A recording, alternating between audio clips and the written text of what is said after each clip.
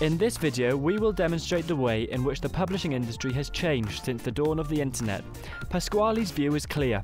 She states that digitalization is affecting the press infrastructure and the very same author and reader roles and relations.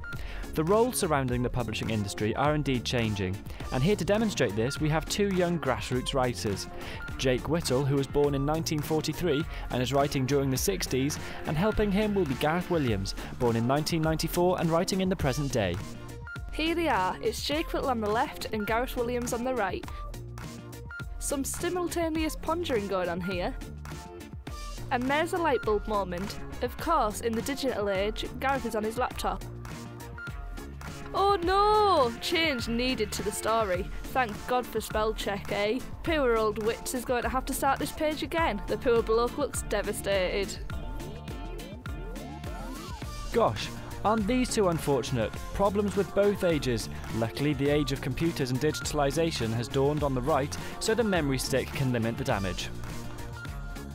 Gareth seems to be late for something, probably a hot date, but digitalisation and convergence of media within a smartphone allows him to continue on the move. Out and about, Gareth can get inspiration and make a note of it instantly. Meanwhile, Whittle is in the same place slaving away.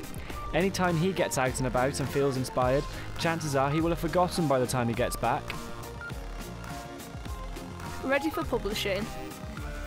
Modern age Gareth is instantly published on the site Wattpad, but Whittle seems to be having a few more issues, bless him. Does the fact that this man doesn't like the book mean that the entire world is going to hate it? Does this man not see it as being commercially viable? But finally, a publishing company agrees to publish him. That could have been a never-ending process. A quote take from the article states that blogging sites and sites such as Wattpad produce content not only on the basis of marketability but on the basis of its critical potential, and that a true laboratory of ideas to be disseminated through the most democratic and participative medium, the web. One thing that is for certain is that the internet has genuinely democratised the infrastructure of the publishing industry. A true laboratory of ideas has been created. This democratisation is not exclusive to the book industry. Parallels can be drawn with the music, photography and short film industries. Sites such as SoundCloud, MySpace and YouTube have revolutionised every entertainment industry in the world. These sites mean that the audience is becoming more involved and has the power to choose what they want to engage with, rather than being limited to the content deemed commercially viable by others.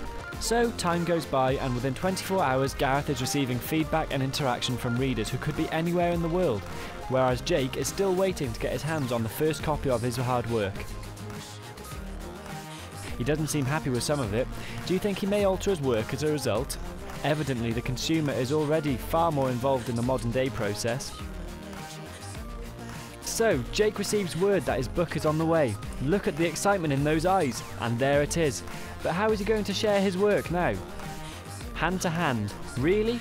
Compared to the internet, that is such a restricted audience.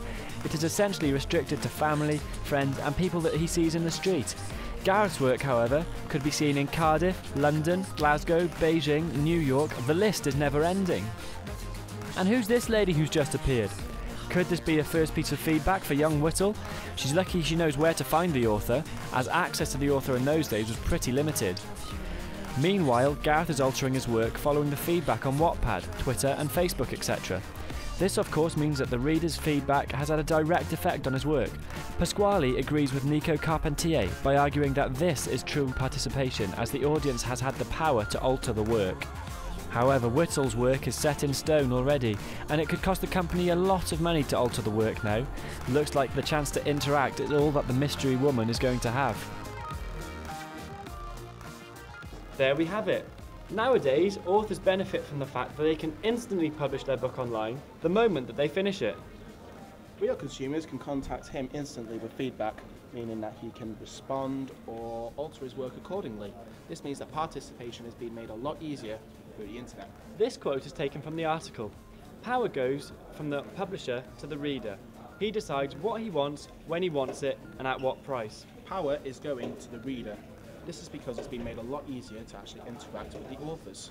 Whether it be musicians, short film makers, or of course the authors of books. This is the key point that we took from the article.